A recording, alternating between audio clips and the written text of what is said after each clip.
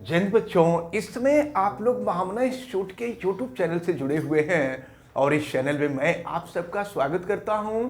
आज हम लोग class 12 physics Hindi medium NCERT book के 7th चैप्टर प्रत्यावर्ती धारा यानी कि अल्टरनेटिंग करंट के अंतर्गत हम आज तीसरे प्रकार का परिपथ यानी ऐसा परिपथ जिसमें केवल संधारित्र हो या धारिता हो।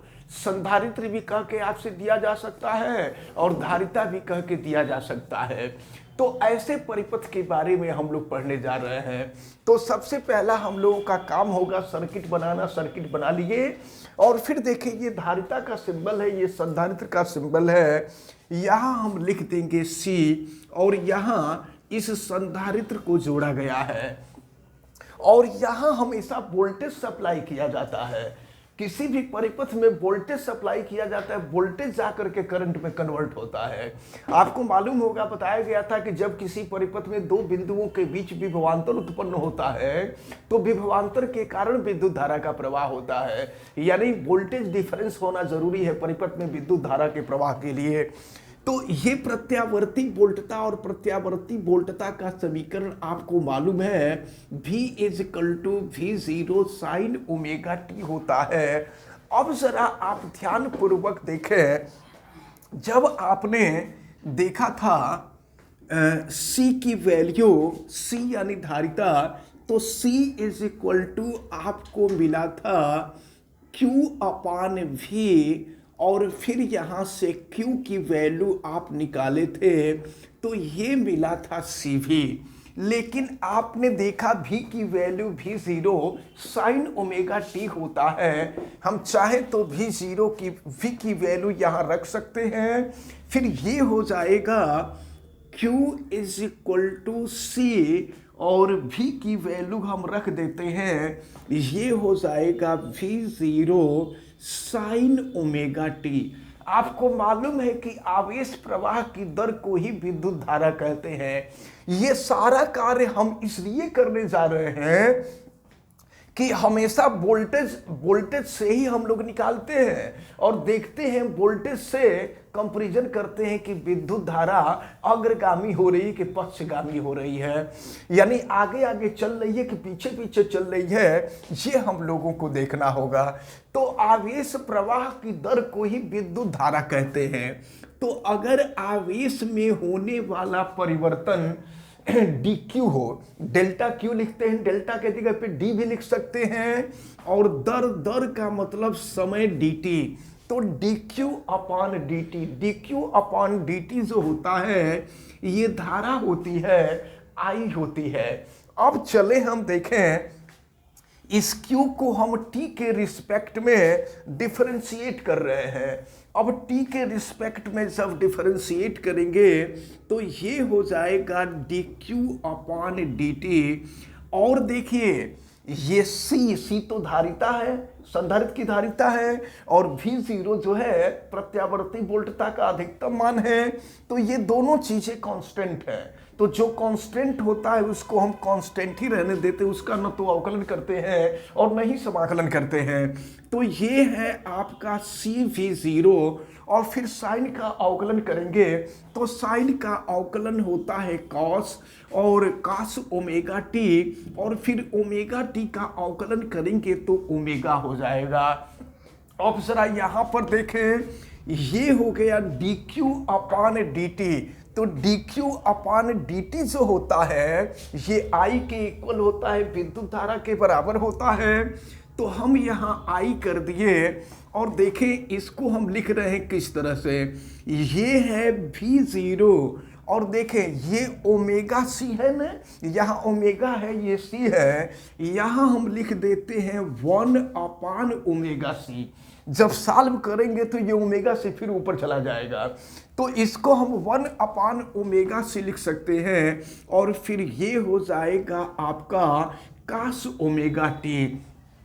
लेकिन समीकरण जो होता है साइन के फॉर्म में होता है, तो अब ये जो कॉस है इस कॉस को हम साइन के फॉर्म में कन्वर्ट करेंगे। लेकिन इसके पहले हम आपको बता दें, जब परिपथ में केवल प्रेरकत्व होता है तो परिपथ के प्रतिरोध को प्रेरण प्रतिघात कहा करते थे, पिछले वीडियो में हमने आपको बताया था। लेकिन जब परिपथ में केवल संधारित्र होता है या केवल धारिता होती है तो परिपथ के प्रतिरोध को धारितीय प्रतिघात कहते हैं। धारितीय प्रतिघात यानी कैपेसिटिव रिएक्टेंस कहते हैं, और इसको हम XC से प्रदर्शित करते हैं। XC धारितीय प्रतिघात है और यह परिपथ का प्रतिरोध है, और यह परिपथ का प्रतिरोध तब है जब परिपथ में धारिता लगा हो। तो XC की वैल्यू जो होती है ये 1/ωc होती है। अब हम यहाँ पर 1/ωc के जगह पे रख देंगे XC। हाँ, अब ये चीज आप ध्यान में रखे रहिएगा कि अगर आपसे धारितीय प्रतिघात के बारे में पूछा जाए, धारितीय प्रतिघात, तो धारितीय प्रतिघात के बारे में आप यही बताएंगे कि जब परिपथ में केवल संधारित्र लगा होता है तो परिपथ में उत्पन्न होने वाले प्रतिरोध को धारितीय प्रतिघात कहते हैं, जिसे XC से प्रदर्शित किया जाता है, और इसकी वैल्यू 1/ωc हुआ करती है। अब चलें जरा ध्यान पूर्वक देखें, ये I = V0 और 1/ωc के जगह पे हो जाएगा XC, और काश को हम साइन में कन्वर्ट कर देते हैं तो ये हो जाएगा ωt+90। आपको मालूम है साइन 90 + थीटा cos थीटा होता है, तो ये हो जाएगा।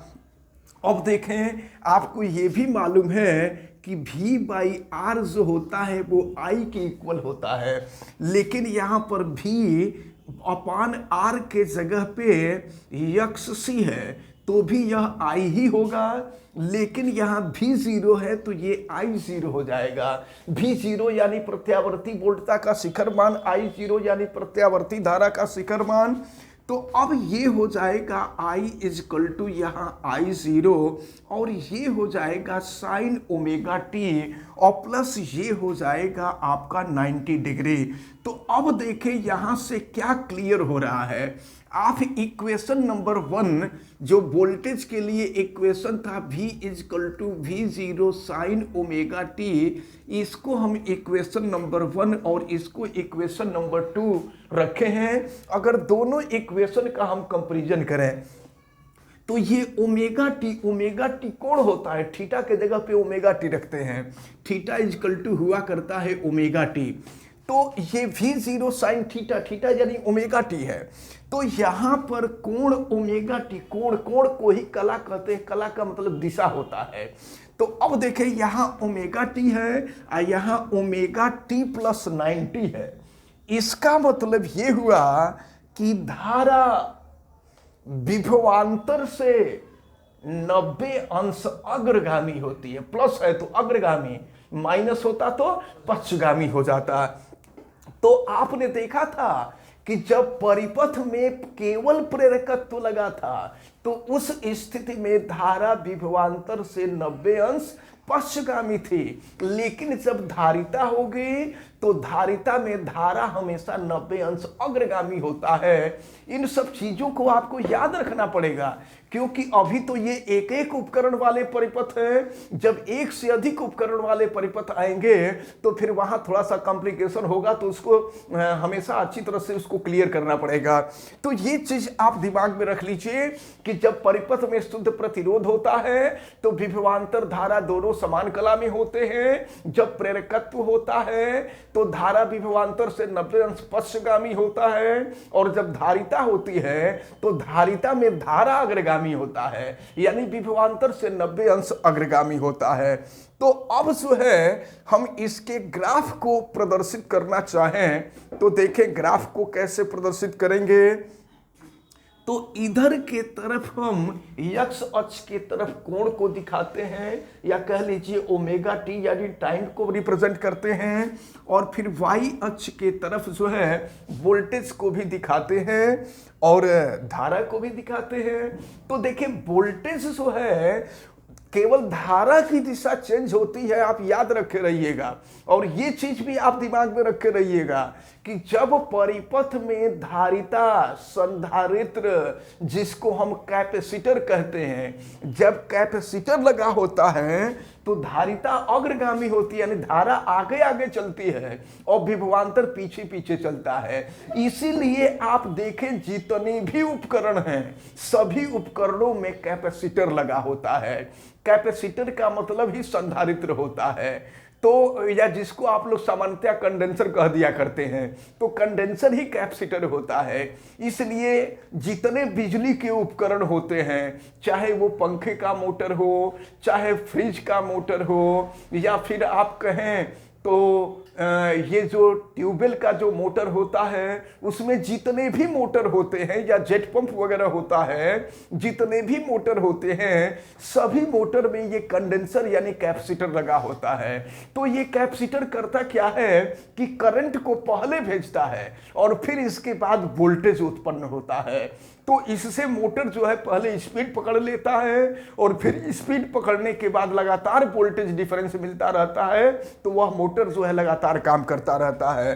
अब जरा ध्यानपूर्वक देखें, तो जब विभवांतर को दिखाना होता है तो विभवांतर को हमेशा मूल बिंदु से ही शुरू करते हैं। देखें विभवांतर हम यहाँ से दिखा रहे हैं और विभवांतर को हमेशा ये क्लियर लाइन से रिप्रेजेंट करते हैं।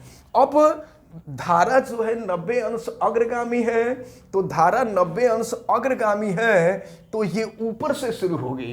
ये मेन पॉइंट है, यहाँ पर वैल्यू 0 होती है। यहाँ से ऊपर बढ़ेंगे तो पॉजिटिव होगा और यहाँ से नीचे आएंगे तो निगेटिव होगा। तो इस प्रकार देखें, यहाँ से धारा उत्पन्न होती है और ये धारा यहाँ से नीचे जाती है। नीचे जाने के बाद फिर यहाँ से बीच में से क्रॉस करती है और धारा का फ्लक्चुएशन उतना ज़्यादा नहीं होता है, यहाँ बीच में से क्रॉस करती है। क्योंकि बीच में से क्रॉस करेगी है, पूरा जो होगा 180 अंश का होगा और बीच में से क्रॉस करेगी तो वो 90 अंश का हो जाएगा। तो इस प्रकार यहाँ लिख देंगे V = V0 sine omega T, और करंट के लिए लिख देंगे I = I0 और साइन ओमेगा टी प्लस यहाँ 90 डिग्री रख देंगे। तो इसका मतलब ये हुआ, जब ये धारा ऊपर से दिखाएंगे तो इसका मतलब ये हुआ कि धारा अग्रगामी हो गया। अब अगर इसको हम वेक्टर आरेख की सहायता से दिखाना चाहें तो वेक्टर आरेख भी हमें दिखाना पड़ता है। हमने आपको बताया था कि जब वेक्टर आरेख दिखाना होगा तो धारा को हमेशा x अक्ष के तरफ ही दिखाते हैं। तो धारा को x अक्ष के तरफ दिखाएंगे तो कैपेसिटर में फ्लो होने वाली जो करंट होती है उसको हम IC से रिप्रेजेंट करते हैं। IC का मतलब करंट इन कैपेसिटर, यानी कैपेसिटर संधारित्र में प्रवाहित होने वाली धारा। तो धारा को हमेशा x अक्ष के तरफ प्रदर्शित करते हैं। अब जरा देखिए, धारा अग्रगामी अगर है तो विभवांतर पश्चगामी होगा, तो विभवांतर को ही हम ऊपर नीचे दिखाते हैं। धारा को हमेशा x अक्ष की तरफ दिखाते हैं, तो विभवांतर पश्चगामी हो जाएगा। विभवांतर को नीचे की तरफ दिखा देंगे और ये हो जाएगा VC। VC का मतलब हुआ कैपेसिटर में उत्पन्न होने वाला वोल्टेज, और यहाँ पर बनने वाला जो कोण होगा ये 90 अंश का होगा। तो इस प्रकार इन सारी चीज़ों को अच्छी तरह से आप ध्यान में रखे रहिएगा। धीरे धीरे अब जो है एक एक प्रकार के जो 3 सर्किट थे, 3 सर्किट धीरे धीरे खत्म हुए। अब नेक्स्ट डे से हम लोग 2-2 उपकरण वाला सर्किट पढ़ेंगे और लास्ट में चल करके 3 उपकरण वाला सर्किट पढ़ेंगे। तो इनमें से एक सर्किट आपसे बोर्ड के एग्जाम में जरूर आता है। और ये सारी चीजें जितना आप देख रहे हैं ये काफी टेक्निकल चीजें हैं, इनको बहुत अच्छी तरह से तैयार करना होगा। और हमें उम्मीद है कि आज ये जो परिपथ जिसमें केवल धारिता हो यानी संधारित्र हो, या कह सकते हैं कंडेंसर हो या कैपेसिटर हो, ये आपको अच्छी तरह से समझ में आया होगा। आप वीडियो को लाइक जरूर कीजिएगा और अगर आप चैनल पे नए हैं तो चैनल को सब्सक्राइब भी कर लीजिएगा, बेल आइकन को भी प्रेस करें। और अगर किसी प्रकार की कोई दिक्कत समझ में आती है तो आप हमें कमेंट करके जरूर बतावें। वीडियो को मैक्सिमम स्टूडेंट तक शेयर करें। आप सभी लोगों का बहुत बहुत धन्यवाद। जय हिंद।